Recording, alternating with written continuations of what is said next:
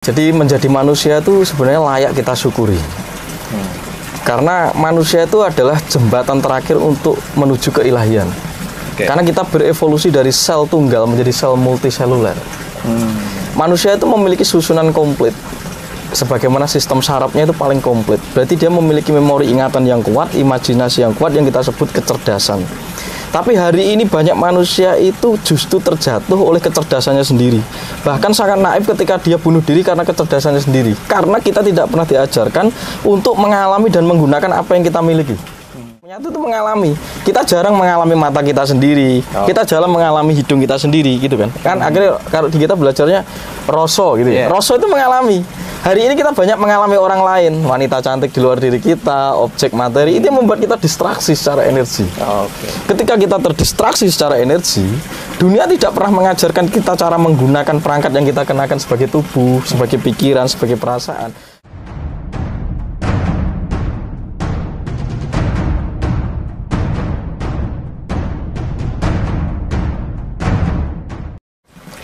Kembali bersama saya Coach Wira. Hari ini video kita akan sangat spesifik dan memiliki makna yang luar biasa karena saya dihadiri dua tokoh yang luar biasa yang sudah Anda ketahui bersama, dan semoga video hari ini bisa memberikan tuntunan bagi kita semua. Pertama, untuk mengetahui sang jati diri kita sendiri. Karena ketika kita mengenali jati diri kita, maka perjalanan kehidupan kita akan lebih selaras, akan lebih baik untuk menuju tujuan yang akan kita lalui nantinya. Sebelum mulai, saya akan menyapa teman-teman semua dimanapun berada dengan sapa kita pada sesi kali ini. Salam Nusantara, Ong Rahayu. Baik teman-teman, hari ini kita akan membahas satu topik yang diskusi ya, lebih tepatnya ya. Di sini saya perkenalkan ada Mas Tunjung dari Jawa mana Mas? Jawa Timur. Jawa Timur. Ada Jero Panco dari Kapsukoleng di Bali, dan saya sendiri. Kita akan mulai membahas satu hal yang sering saya dengar, yang sering saya temukan dalam seminar yang saya berikan selama 14 tahun di lebih dari 600 perusahaan di Indonesia ini, yang sering bertanya, ketika mau sukses kita itu harus dimulai dari mana gitu loh Mas. Karena banyak orang melihat hambatan-hambatan. Nah, pertama saya mau tanya kepada Mas Tunjung, ketika seseorang mau belajar berubah, apakah dalam konteks kehidupan spiritual atau dalam hubungan relationship mereka, orang harus mengetahui dirinya sendiri ya sebelum mereka bisa berubah. Jadi dia harus tahu posisi dirinya. Menurut Mas Tunjung nih, apa yang harus dilakukan seseorang untuk bisa mengetahui jati diri mereka sendiri yang bisa digunakan dalam berbagai aspek bidang kehidupan? Silakan menurut pandangan Mas Tunjung. Rahayu, terima kasih semuanya. Begini, Coach Wira, nama familiar dengan Coach Wira. Wah, sudah melancong kemana-mana untuk memberikan wawasan kepada perusahaan-perusahaan. Saya pribadi selama menjalani tentang apa yang disebut jati diri, paling gampang adalah hari ini kita tidak sedang menjadi diri kita sendiri. Karena kita sedang menjadi apa yang dikatakan orang lain. Apa yang diprogramkan oleh orang lain, entah dari sekolahan, lingkungan, keluarga. Yaitu yang akhirnya membuat diri kita itu mengalami kesadaran yang terbatas. Kita seharusnya punya talenta, blueprint kita sendiri. Tapi seringkali kita tidak percaya itu. Lebih percaya apa yang diprogramkan oleh orang lain. Nah, seringkali itu kan mendistraksi kita.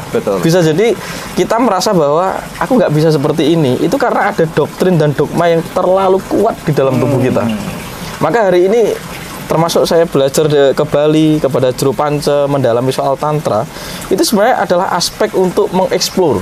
Karena ketika kita mempertanyakan who am I, itu sebenarnya tidak diajukan keluar, tapi kepada diri kita. Gitu ya. Karena itu apa yang harus kita kenali sebagai talenta kita, dan harusnya kita melakukan itu.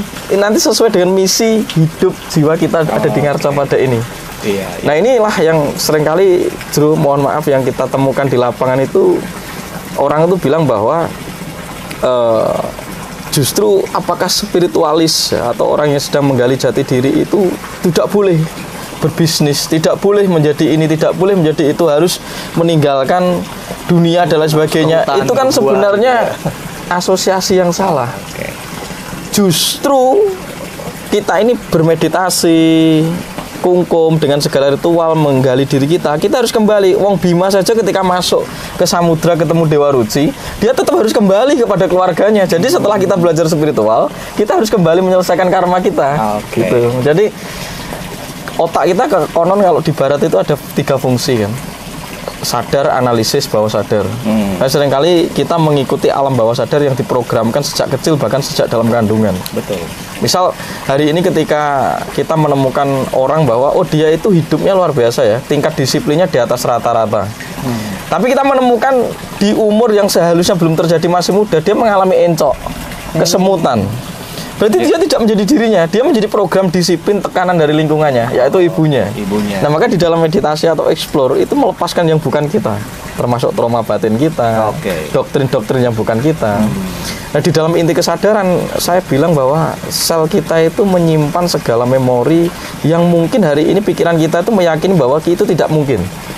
Tapi apakah kita bisa menghitung jumlah sel kita? Tidak. Hari ini kita sedang menunggu untuk membongkar bakat-bakat kita yang lebih besar dengan meditasi itu. Akhirnya kan seringkali Jero Panca bilang tuntunan rasa, yaitu intuisi. Karena intuisi yang paling tepat yang harus kita kenakan sebagai tubuh kita untuk menjalani misi di dalam kehidupan ini. Jadi seringkali orang yang kerja gini nggak cocok, karena dia hidup di dalam frame pikiran dan itu doktrin orang. Jadi itu yang membatasi mereka. Membatasi mereka. Dan sehingga dalam batasan-batasan itu akhirnya mereka bingung gitu kan. Akhirnya muncul yang kita sebut dengan sebuah framing, orang itu sering membandingkan diri dengan orang lain gitu ya. Betul. Merasa dia tidak mampu, kenapa orang lain hidupnya lebih baik, lebih beruntung gitu ya. Oke, Mas Tunjung, terima kasih dari satu pandangan buat kita. Sekarang kalau dari Jero Panca nih, kita membahas dengan jati diri yang sama, tapi dengan pendekatan tantriknya nih. Kalau menurut Jero gimana nih, seseorang apa yang harus dilakukan? Jadi gini, saya sangat setuju dengan apa yang dikatakan Mas Tunjung tentang spiritual sekarang sudah mulai bergeser. Jadi orang berbicara bahwa spiritual itu adalah harus meditasi, harus meninggalkan duniawi, harus meninggalkan segala dan lain sebagainya. Sedangkan spiritual itu adalah bagaimana apapun yang kita lakukan, kita harus mencari restu pada Tuhan. Itulah spiritual sejati. Mau kita makan, kita berdoa kepada Tuhan, mau kita bekerja istilahnya atas restu Tuhan. Jadi di saat apapun usaha kita selalu bernapasan dengan Tuhan, itu cenderung akan menjadi kesuksesan karena kita bekerja dengan kejujuran, dengan hati. Itu yang harus kita luruskan. Kemudian bagaimana cara kita menemukan rasa percaya diri atau istilahnya mengenali jati diri, karena konsep di dalam tantra dijelaskan, di dalam lontar Agastya Prana dijelaskan bagaimana kehidupan menjadi seorang manusia. Nah, mungkin di dalam ilmu biologi dikatakan, mohon maaf ini, orang yang proses pembuahan, sekali lontaran istilahnya sperma itu ada jutaan benih yang ingin reinkarnasi. Dan dari jutaan benih yang ingin reinkarnasi, kita terpilih menjadi manusia. Berarti kita ini kan orang pemenang. Ini yang harus ditanamkan bahwa kita ini semuanya adalah pemenang. Tujuannya apa? Supaya kita tidak menjadi orang yang lemah. Karena di dalam tubuh kita sudah memiliki DNA leluhur yang hebat. Nah, prosesnya adalah mengaktifkan itu untuk mencari apa kelebihan kita. Sehingga kita bisa menjadi orang yang sukses. Jadi kalau kita gabungkan ini ya Mas Tunjung sama Jero Panca, bahwa ketika kita atau teman-teman nih, saya ngomong dari fase remaja lah, orang mau beranjak lulus SMA lah kira-kira gitu ya. Seringkali itu bingung tuh Mas, mau harus kuliah di mana, kerja di mana, bisnis di mana kan gitu. Nah, bisa jadi ini menjadi satu indikator bahwa orang tersebut belum paham tentang dirinya, belum mengetahui apa yang menjadi karakteristiknya, kekuatannya, dan yang terpenting tujuannya mau kemana kayak gitu. Nah, semoga dengan channel ini bisa memberikan teman-teman semua, bagi yang fasenya saya katakan mau dari SMA lulus atau nanti dari perguruan tinggi lulus atau yang sudah bekerja mau ke fase-fase selanjutnya, ini intisari ya, ketika kita memahami jati diri kita sendiri seperti itu ya, Mas Tunjung ya. Karena tadi disampaikan kalau saya mengkompilasi dari Mas Tunjung dan Jero Panca itu nampak satu benang merahnya bahwa hambatan terbesar itu adalah dimunculkan dari dalam diri kita, sehingga itu yang akan membuat sebuah keyakinan atau satu belief system bahwa saya kayaknya nggak bisa sukses deh karena saya sudah melakukan beberapa cara itu. Saya ini bukan dilahirkan menjadi seorang spiritual di sana, karena spiritual itu harus setiap hari melakukan ritual, harus mengkultuskan diri pakai atribut-atribut tertentu kan seperti itu. Tadi udah dijelaskan. Bima pun kalau masuk ke lautan, samudra itu ketemu Dewa Ruci, harus kembali. Tetap kembali. Nah, teman-teman harus bijak dalam melakukan satu pemikiran atau jalan spiritual ini. Kira-kira itu Mas Tunjung ya. Karena zamannya membawa kita harus mengikuti fase ini. Kita nggak bisa belajar atau menekuni spiritual di fase-fase sebelumnya yang kita adopsi sekarang ini gitu. Karena kita berhadapan dengan sekarang digitalisasi, teknologi kayak gitu. Sekarang bagaimana teman-teman bisa menjadi pribadi, individu yang tetap spiritual, tetapi bisa berada di dalam zaman yang tepat dengan menggunakan atribut dan cara-cara yang tepat untuk bisa menuju pada Tuhan. Nah, jadi menghayati diri, kemudian menghayati Tuhan, barulah kita akan bisa melakukan penyatuan diri dengan Tuhan itu sendiri. Nah, kalau kembali kepada Mas Tunjung, sejauh perjalanan dan pengalaman yang sudah dijumpai gitu ya, karena kita pada prinsipnya akan bisa bercerita kepada siapapun itu karena mengalami sendiri, ya kan? Karena kita ada satu perjalanan dalam diri kita. Menurut Mas Tunjung, apa yang harus dilakukan seseorang ketika dia mengalami satu kondisi misalnya sulit untuk mengendalikan diri mereka, temperamental misalnya, kemudian merasa dalam dirinya itu ada dua kekuatan, ya, kalau dualismenya ada itu. Saya pingin sembahyang hari ini, tapi self talk kalau kita sering bilang itu ya, ada yang bilang nanti aja deh, habis ini aja. Akhirnya setelah nanti nggak sembahyang lagi, sampai hari itu nggak terjadi apa-apa. Nah, kira-kira ada tips nggak buat dari Mas Tunjung kepada teman-teman di diskusi dan obrolan kita ini supaya memberikan satu manfaat buat teman-teman? Monggo. Coba saya menjelaskan dari sudut persepsi yang lebih holistik ya. Jadi menjadi manusia itu sebenarnya layak kita syukuri. Karena manusia itu adalah jembatan terakhir untuk menuju keilahian. Karena kita berevolusi dari sel tunggal menjadi sel multiseluler. Manusia itu memiliki susunan komplit. Sebagaimana sistem sarafnya itu paling komplit. Berarti dia memiliki memori ingatan yang kuat, imajinasi yang kuat yang kita sebut kecerdasan. Tapi hari ini banyak manusia itu justru terjatuh oleh kecerdasannya sendiri. Bahkan sangat naif ketika dia bunuh diri karena kecerdasannya sendiri. Karena kita tidak pernah diajarkan untuk mengalami dan menggunakan apa yang kita miliki. Maka di dalam samadhi, berpuasa, itu adalah belajar untuk mengalami. Mengalami apa saja, tantra, Jawa, itu artinya mengalami. Walaupun dikembangkan di Hindia menjadi yoga, yang artinya menyatu. Menyatu itu mengalami. Kita jarang mengalami mata kita sendiri, kita jarang mengalami hidung kita sendiri, gitu kan. Kan akhirnya kalau di kita belajarnya roso gitu ya. Roso itu mengalami. Hari ini kita banyak mengalami orang lain, wanita cantik di luar diri kita, objek materi, itu yang membuat kita distraksi secara energi. Ketika kita terdistraksi secara energi, dunia tidak pernah mengajarkan kita cara menggunakan perangkat yang kita kenakan sebagai tubuh, sebagai pikiran, sebagai perasaan. Nah, jalan ini harus kembali kepada jalan yang ditemukan oleh leluhur ribuan tahun yang lalu, yaitu berlatih untuk mengening, manekung, bertapa, apa puasa itu untuk benar-benar meningkatkan kemampuan yang kita miliki. Kemampuan itu karena kita memiliki perangkat yang sudah komplit. Hari ini kita kok malah bersedih, kita kok malah bingung, kita kok malah menggerutu. Berarti hari ini kita hanya diajari untuk meletakkan platform. Ibarat ini HP, kita hanya diajari untuk menginstal program, tapi tidak mempertanyakan caranya bagaimana untuk mengelola program ini. Caranya bagaimana untuk mendelete, untuk merawat tubuh, tidak ada. Nah, akhirnya kita seringkali mendefinisikan diri kita itu dari apa yang kita lihat dari luar, bukan dari dalam. Kata juru panca itu, sesuatu itu akan langgeng, abadi, kuat, dan kokoh. Dilambangkan telur. Kalau itu pecah dari dalam, berarti dia akan menemukan apa yang sebenarnya harus dia lakukan. Tapi kalau pecah dari luar itu kematian. Hari ini kita mengalami kematian kesadaran karena kita pecah dari luar. Karena ada tekanan distraksi. Hidup kita ini habis secara energi karena fokus kita itu terlalu banyak memikirkan sesuatu di luar.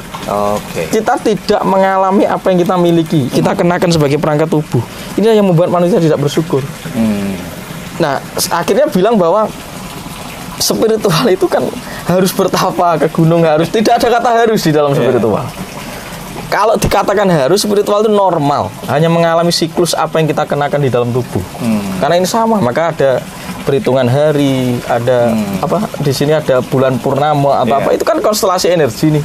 Dan itu adalah energi yang juga berimplikasi, bersiklus di dalam diri kita.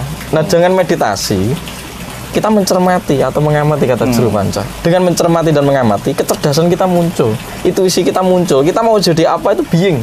Karena kita bukan makhluk. Kita bisa menjadi apa karena kita memiliki free will, katanya kehendak itu bebas. Ketika kita bisa memilih menjadi diri kita, manusia itu bisa mengubah dirinya menjadi apapun yang dia mau. Tapi dia berada di dalam koridor akun karma, saya menyebutnya. Nah, karma itu adalah batasan rekaman yang kita ambil dari kehidupan sebelumnya. Nah, hari ini kita aktualisasikan untuk kemudian menjadi batu loncatan transformasi. Karena kita makan tanah, makan menghimpun angin, kan dapat itu kan berevolusi itu, bergerak itu. Kalau kita tidak memahami siklus ini, ya Anda hanya percaya bahwa ada yang mengatakan ada tempat yang lebih baik daripada bumi itu, yaitu surga. Padahal di tempat inilah kita bisa mengaktualisasikan pengalaman apapun seharusnya. Karena punya tubuh, gitu loh. Jadi spiritual itu dijadikan sebuah alat untuk kita mengeksplorasi diri kita agar menjadi mental yang lebih kuat, mental yang tangguh, berdaya guna, karena dia percaya pada dirinya sendiri, kan sudah tahu, oh diriku itu fungsinya ini untuk satu dekade kehidupan ini. Itu kira-kira. Jadi teman-teman dimanapun berada, bahwasanya kalau tadi dikatakan kita ini adalah sebenarnya bukan human being, tapi kita adalah spiritual being. Dimana tubuh ini adalah sebagai sarana aja, supaya sang jiwa bisa berevolusi, bisa mengalami tadi dan melakukan transformasi yang memang harus mereka lakukan. Kemudian Mas Tunjung tadi menyampaikan, mungkin teman-teman yang merasa ya, kenapa Anda saat ini susah mengendalikan diri, atau Anda banyak keinginan, atau sulit untuk mengontrol diri Anda, itu karena terjadi distraction, di mana Anda terlalu banyak fokus di luar diri Anda daripada di dalam. Daripada di dalam. Maka saatnya sekarang untuk menarik semua perhatian itu ke dalam diri kita. Jadi itu dengan melakukan apakah samadhi, apakah meditasi, dengan tujuan adalah penyatuan, manunggaling kroso gitu ya, dan kita menjadi pengamat. Sekarang dari Juru Panco nih, kalau dalam bermeditasi, nah dalam meditasi kan dalam pembicaraan kita ini adalah bagaimana kita bisa mengetahui jati diri kita, mengenali diri kita. Nah sekarang kalau menurut Juru Panco, kira-kira apa yang harus dilakukan bagi pemula, bagi orang-orang yang ingin menemukan jati dirinya dengan cara melakukan latihan meditasi? Nah, dibagi tipsnya buat teman-teman. Izin Mas. Jadi gini, kalau itu istilahnya manusia sekarang lebih banyak mengakses kepintaran spiritual ketimbang kecerdasan spiritual. Ini kan beda. Kepintaran dan kecerdasan spiritual ya. Orang yang pintar spiritual, orang yang pintar akademisi belum tentu dia cerdas dalam menyelesaikan masalah. Kalau kecerdasan lebih ke rohani, bukan jasmani. Jadi bagaimana jika kita hubungkan meditasi zaman dulu dengan sekarang? Itu mungkin sudah sedikit berbeda, tetapi memiliki pengalaman yang sama. Contoh ini, dulu aja tapak kumkum udah dibahas, ada puasa. Kalau kita berbicara masalah kepintaran spiritual, ya orang itu akan puasa, orang itu akan kumkum, tetapi tidak akan ada dampak tentang psikologinya dia, tidak ada dampak tentang rohani dia. Tapi bagaimana kita proses tapa, proses puasa dan proses kumkum ini kita bedah sesuai dengan kecerdasan spiritual. Contoh puasa itu kan menekan hawa nafsu. Jadi tidak hanya kita puasa nggak makan, tapi bagaimana kita memang benar-benar menahan hawa nafsu yang ada di dalam diri. Puasa nggak makan daging, bukan hanya sekedar kita nggak makan daging, tetapi bagaimana kita membunuh sifat-sifat kebinatangan yang ada di dalam diri manusia. Sama dengan kumkum. Tujuan kumkum adalah untuk menghilangkan atau istilahnya menurunkan kadar api di dalam diri. Itu adalah emosi. Jadi kalau kumkum, habis kumkum kita ribut dengan keluarga, itu bukan kumkum namanya, tapi hanya kepintaran spiritual. Dia pintar, dia kuat lama di dalam air, tetapi belum tentu dia cerdas untuk menekan emosi. Nah, di zaman sekarang bagaimana kita mengemas istilahnya cara-cara leluhur kita supaya lebih bisa kita terapkan kehidupan kita. Contoh halnya hutan. Apakah kita harus meditasi, harus kita menyusuri hutan? Hutan itu kan pikiran. Jadi kalau kita nggak bisa menguasai pikiran, kita akan tersesat di hutan itu, hutan duniawi. Seperti katanya Mas Tunjung, kita lebih terfokus dengan keadaan yang di luar, bukan di dalam diri. Kita lupa mengakses diri kita siapa, kita harus kemana, itu yang lupa kita akses.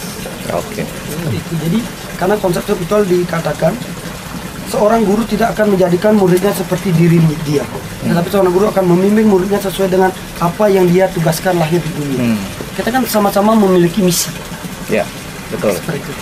Nah berarti kalau dalam orang mau belajar spiritual menurut Juru Panco yang lebih mudah ya, praktis, meditasi awal tuh seperti gimana Juru?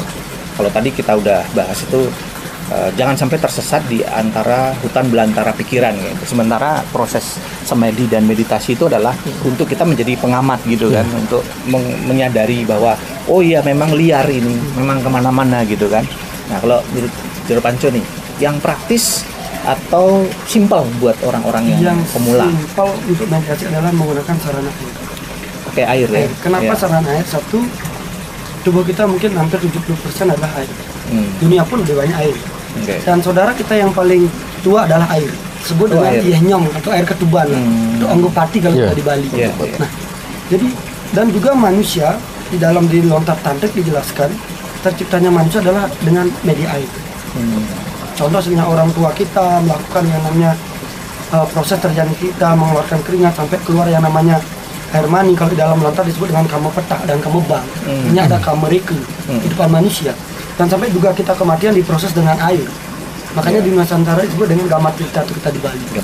Di air ini adalah sebagai elemen terbaik untuk istilahnya menurunkan atau menyadarkan diri. Kalau cara yang paling simpel adalah di saat kita sembahyang kita menaruh air. Ada air di depan. Ada air di depan. Karena seperti Mas Gunung jelaskan, tanpa kita sadari, di saat kita berjalan kita menghirup energi yang nggak baik. Kita terketempelan yang namanya energi nggak baik. Contoh halnya orang kecelakaan ini meninggal, dia akan melepaskan jutaan energi yang tanpa kita sadari itu akan nempel. Makanya banyak orang datang dari luar sampai di rumah dia emosi, ribut dengan. Karena orang Nusantara mengatakan saat kamu datang dari luar masuk ke dapur atau cuci kaki. Betul. Tujuannya apa? Supaya energi ketempelan itu nggak ada. Ada satu filosofinya ya. Jadi taruh air, Tuhan. Hari ini saya berdoa, saya sudah menaruh air di depan saya. Apapun yang menurutmu ada sesuatu nggak baik di tubuh saya mohon hilangkan. Yang menurutmu ya, bukan menurut kita. Karena menurut manusia itu terbatas. Terkadang kita sebagai manusia berusaha merubah desain semesta yang ada. Menggunakan free will tadi. Iya. Jadi menggunakan media air kali. Jadi air. Nah, ketika udah ada media airnya, baru kita pakai sikap yang gimana, Jero? Kalau mulai melakukan latihan meditasi. Kalau meditasi itu cari yang serileks. Jadi kan mudra itu banyak. Mau kita duduk, mau kita bersila, mau kita pakai mudra, itu tergantung yang namanya proses tenang kita. Setiap orang itu memiliki titik ketenangan yang berbeda. Ada orang yang tenang meditasi dengan posisi sedekap. Ada orang yang meditasi ini, ada yang ini. Itu kembali ketenangan karena proses istilahnya olah. Berarti kenyamanan diri gitu. Kenyamanan diri. Karena dari nyaman itu muncul rasa nanti. Seperti artinya orang yang sakit, dia berada di tempat tidur. Dia bisa meditasi kok dengan posisi tidur. Karena di dalam Buddha ada Buddha tidur. Itu kan meditasi. Jadi nggak selalu meditasi itu ya. Harus duduk. Berarti ketika seseorang itu mungkin nyanyi sampai sedalam-dalamnya menghayati juga meditasi. Main musik juga itu bermeditasi gitu. Jadi meditasi tidak sesempit yang kita pikirkan, harus ke hutan, harus ke gunung, mengasingkan diri, meninggalkan keluarga Anda, lalu Anda tiba-tiba balik dengan jambang yang panjang seperti itu. Tetapi Jero Panco tadi mengatakan itu hanya kepintaran spiritual, bukan kecerdasan spiritual.